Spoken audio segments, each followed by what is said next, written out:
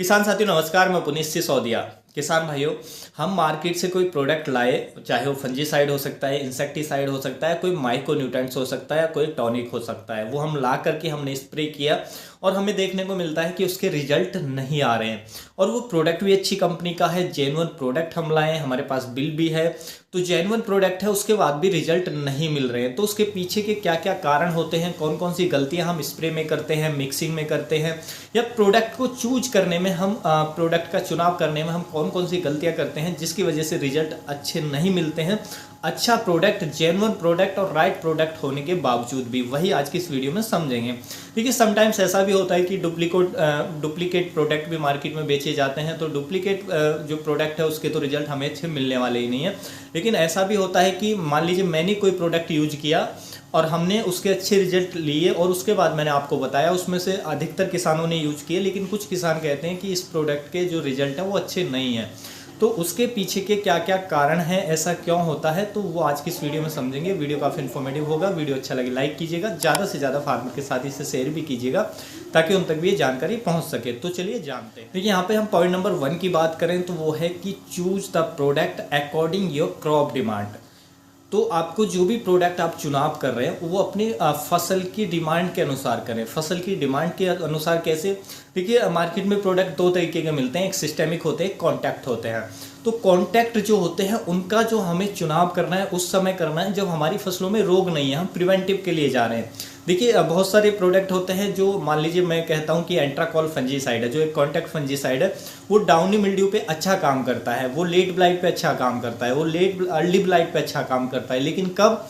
जब रोग आने से पहले, यानी कि वो, क्योंकि कांटेक्ट है तो प्रिवेंटिव में अच्छा काम करेगा, तो रोग आने से पहले ही हम उसका यूज करेंगे तभी अच्छा काम करेगा, यानी कि वो प्रिवेंटिव एक्शन उसके अंदर होता है।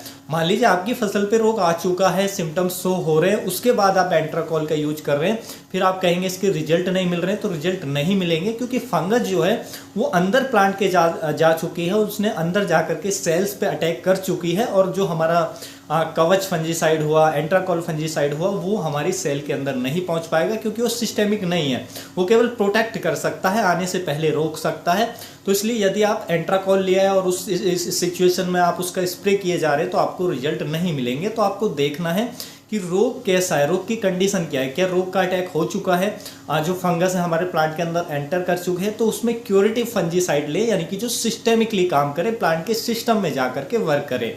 ऐसा ही इंसेक्टिसाइड के साथ होता है कि हम कोई कीटनाशक ला रहे हैं मार्केट से, तो वो मान लीजिए हमारे फल के अंदर इंसेक्ट है, फ्रूट बोरर की समस्या है, और हम कोई कॉन्टैक्ट फंजीसाइड ला करके स्प्रे कर रहे हैं जिसके अंदर ट्रांसलेमिनार एक्शन भी नहीं है, जो सिस्टेमिक भी नहीं है, तो फिर उसके रिजल्ट आपको नहीं मिलेंगे क्योंकि जो इंसेक्ट है वो फ्रूट के अंदर है या स्टेम के अंदर है। यदि हम तना छेदक की बात करें तो उसमें कॉन्टैक्ट फंजीसाइड वर्क नहीं करेगा। उसमें कौन सा, या तो उसके अंदर ट्रांसलेमिनार एक्शन हो या वो सिस्टेमिक हो, तो वो ही इंसेक्टिसाइड उस पर काम करेगा।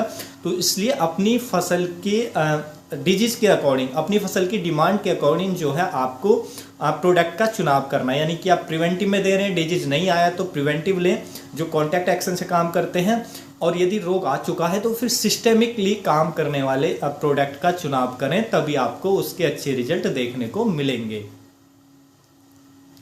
उसके बाद पॉइंट नंबर 2 आता है कि choose the product according the weather. देखिए, कभी वेदर ऐसा हो सकता है कि हाई टेम्परेचर है, कभी ऐसा हो सकता है कि रेनी सीजन चल रहा है, बरसात लगातार हो रही है, तो उस कंडीशन को देखते हुए, यानी कि वेदर को देखते हुए भी आपको जो प्रोडक्ट है उसका चुनाव करना चाहिए।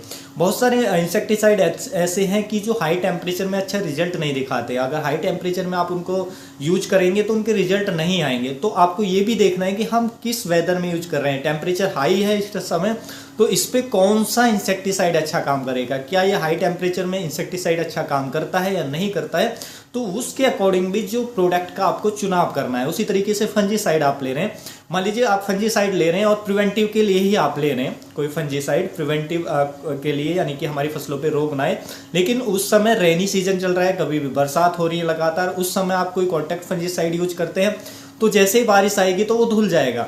लेकिन उस समय जैसी रेनी सीजन है तो उस समय आपको चूज करना है सिस्टेमिक, प्रिवेंटिव के लिए भी, जिसके अंदर प्रिवेंटिव, ऐसा सिस्टेमिक फंजीसाइड लें जिसके अंदर प्रिवेंटिव और क्यूरेटिव दोनों एक्शन हो, तो वो स्प्रे करना है ताकि वो कुछ समय हमें मिले। मान लीजिए स्प्रे के लिए 2 घंटे का टाइम मिला तो हम उस बीच स्प्रे करके वो जो हमारा केमिकल है उसके अंदर इंसेक्टिसाइड या फंजीसाइड के अंदर वो प्लांट के सिस्टम में चला जाए, उसके बाद बारिश भी हो तो हमें रिजल्ट देखने को मिलेंगे।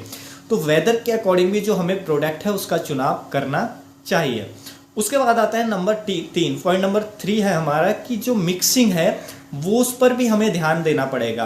देखिए हम क्या करते हैं, हम कई प्रोडक्ट को एक साथ मिक्स करके स्प्रे करते हैं। जैसे हमने इंसेक्टिसाइड ले लिया, एक फंजीसाइड ले लिया, एक कोई माइक्रोन्यूट्रेंट्स ले लिया, एनपीके ले लिया, तो हम सबको एक साथ मिक्सिंग करके स्प्रे करते हैं अपनी फसलों पर। अधिकतर किसान साथी करना भी चाहिए, क्योंकि हमारे पास उतना टाइम भी नहीं है कि हम उसको बार बार स्प्रे करें, उससे हमारा एक्सपेंस बढ़ेगा, हमारा टाइम ज़्यादा खर्च होगा, तो हमें वो करना भी चाहिए। लेकिन उससे पहले हमें जानना चाहिए कि हम जो मिक्सिंग कर रहे हैं इनकी कंपेटेबिलिटी है क्या। उसकी कंपेटेबिलिटी नहीं है, आप ऐसे ही मिला देते हैं तो फिर उसके रिजल्ट नहीं आएंगे। दूसरा, मान लीजिए आपकी फसलों में डिजीज का अटैक है और इंसेक्ट का अटैक है, अटैक हो चुका है, तो उस कंडीशन में आप केवल इंसेक्टिसाइड और फंजीसाइड ही मिलाएं, उसके साथ फिर जो हमारा एनपीके या टॉनिक वो मिक्स ना करें, क्योंकि फिर वो भी मिक्स करेंगे तो फिर रिजल्ट अच्छे नहीं आएंगे। यदि आप प्रिवेंटिव में दे रहे हैं कि अभी रोग नहीं है या इंसेक्ट नहीं है, तो आप उसमें प्रिवेंटिव में दे रहे हैं तो फंजीसाइड, इंसेक्टिसाइड प्लस टॉनिक या एनपीके जो भी देना चाहते हैं प्रिवेंटिव में दे सकते हैं। लेकिन रोग आ चुका है तो फिर जिस चीज़ की ज़रूरत है उस पर, मान लीजिए फंगस का अटैक है तो केवल फंजीसाइड ही दें, या फंगस और इंसेक्ट दोनों का साथ में अटैक है तो दोनों को कंबाइन करके या दोनों को मिक्स करके इंसेक्टिसाइड और फंजीसाइड फिर स्प्रे करें तो रिजल्ट अच्छे आएंगे। तो मिक्सिंग भी आपको देखकर करनी है, क्या डिजीज आ चुका है, डिजीज आ चुका है तो उस डिजीज को टारगेट करने के लिए कौन सा हम केमिकल दें, केवल हमें वही देना है, उसके साथ मिक्सिंग नहीं करनी है। प्रिवेंटिव में दे रहे हैं तो आप मिक्स कर सकते हैं, या 2 डिजीज हैं, मान लीजिए इंसेक्ट भी है और डिजीज भी है, तो फिर उन दोनों को आप इंसेक्टिसाइड फंजीसाइड दोनों को मिक्स करके यूज कर सकते हैं, क्योंकि दोनों को टारगेट हमें करना है। तो ये भी आपको देखना पड़ेगा कि हम मिक्सिंग कर रहे हैं, एक तो उनकी कंपेटेबिलिटी हो, दूसरा चाहे आप प्रिवेंटिव में दे रहे हैं तो तब भी उसकी कंपेटेबिलिटी होनी चाहिए, तभी वो अच्छा रिजल्ट आएगा। और यदि डिजीज आ चुका है तो फिर हमें सेपरेटली उसी के लिए देना है, तभी हमें अच्छे रिजल्ट उसके देखने को मिलेंगे। पॉइंट नंबर 4 है हमारा कि वो हमें चेक करना है कि हमारा जो वाटर है जिसमें हम मिक्सिंग कर रहे हैं, यानी कि पानी के अंदर जो हम केमिकल मिला रहे हैं उस पानी का पीएच क्या है, उस पानी का टीडीएस क्या है। देखिए पीएच और टीडीएस दोनों इम्बैलेंस होते हैं तो ऐसे पानी के अंदर भी जो रिजल्ट है वो अच्छे नहीं देखने को मिलते हैं। तो आप देखें जो पानी आप स्प्रे कर रहे हैं वो अच्छा है, उसका पीएच सही है, पीएच बैलेंस है, तो उसी पानी के अंदर स्प्रे करें, वरना आपको रिजल्ट अच्छे नहीं आएंगे। तो यदि आपका जो पानी का पीएच है या टीडीएस है वो अच्छा नहीं है तो आप दूसरे कुएं का, दूसरे नलकूप का जो पानी है वो अरेंज कर सकते हैं स्प्रे के लिए, तो वो भी बहुत मैटर करता है। और देखिए टीडीएस नापने के लिए या पीएच नापने के लिए हमारा एक मीटर आता है जो आप ऑनलाइन परचेज कर सकते हैं, उससे आप इजीली किसी भी पानी का टीडीएस पीएच नाप करके आप चेक कर सकते हैं क्या टीडीएस और पीएच जो बैलेंस है या नहीं है। बैलेंस है तो उसी पानी के अंदर आपको मिक्स करना है। ऐसा भी होता है कि पीएच हमारे पानी का सही नहीं है और उसमें हम कोई भी दवा डालते हैं तो फिर उसके हमें रिजल्ट नहीं मिलते हैं, तो पानी का जो पीएच है वो भी आपको देखना है। उसके बाद आता है timing of spray. Point number 5 की बात करें तो वो है हमारा टाइमिंग ऑफ स्प्रे। स्प्रे की जो टाइमिंग है वो भी आपकी करेक्ट होनी चाहिए।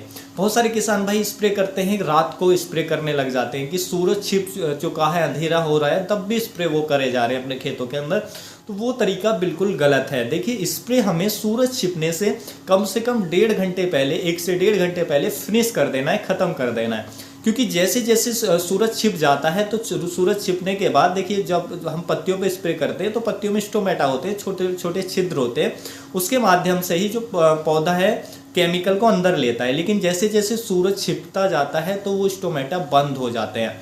अब वो बंद हो जाएंगे, उसके बाद आप केमिकल का स्प्रे करेंगे तो वो जो प्लांट है वो केमिकल अंदर ले ही नहीं पाएगा, तो उसके रिजल्ट कैसे मिलेंगे।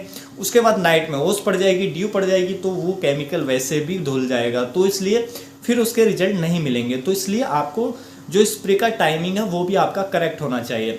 स्प्रे कभी भी दोपहर के समय ना करें। दोपहर के समय यदि आप गर्मियों में कर रहे हैं तो हाई टेम्परेचर होगा, उससे आपकी फसल को नुकसान होगा, पत्तियों बर्न हो सकती हैं, या इंसेक्टिसाइड फंजीसाइड के आपके रिजल्ट भी अच्छे नहीं मिलेंगे। या आपकी जो हनी बीज हैं, क्योंकि हनी बीज जो होती हैं हमारी मधुमक्खियाँ होती हैं, दोपहर के समय ही ज़्यादा एक्टिव होती है हमारी फसलों को, तो उन फसलों पर तो उनको ज़्यादा हानि होगी, उनको ज़्यादा नुकसान होगा, उनको नुकसान होगा तो पॉलिनेशन प्रॉपर नहीं होगा, फ्लावर ड्रॉप होगा, फसल अच्छी नहीं आएगी, आपकी प्रोडक्शन अच्छा नहीं मिलेगा। तो इसलिए जो स्प्रे का बेस्ट टाइम है वो है इवनिंग टाइम। इवनिंग टाइम भी यानी कि सूरज छिपने से लगभग 1 से 1.5 घंटे पहले आपको जो स्प्रे है वो फिनिश कर देना है, ख़त्म कर देना है, तभी आपको उसके अच्छे रिजल्ट मिलेंगे। तो स्प्रे जो टाइमिंग है बेहद ही इंपॉर्टेंट है अच्छे रिजल्ट पाने के लिए। तो इन चीज़ों को ध्यान में यदि रखकर आप स्प्रे करते हैं, आप देखेंगे कि आपको यदि जेन्युइन प्रोडक्ट है तो उसके 100% आपको रिजल्ट देखने को मिलेंगे। 99% से लेकर के 100% तक आप रिजल्ट उसके पा सकते हैं।